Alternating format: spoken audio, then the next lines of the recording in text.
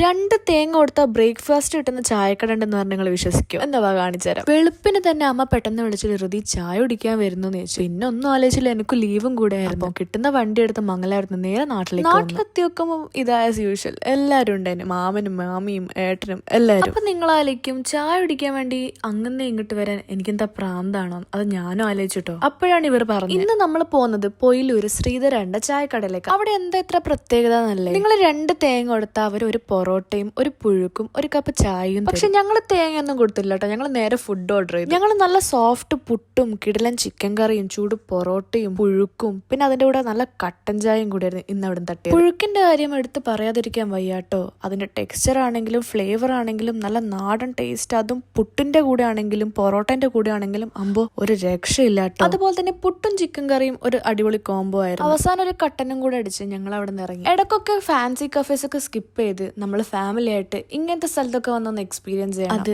വേറെ ലെവലായിരിക്കും. അപ്പൊ അത്രയേ ഉള്ളൂ ഇന്നത്തെ ചായയുടെ വിശേഷങ്ങൾ. അപ്പൊ അടുത്ത വീഡിയോ കാണാം. ബൈ.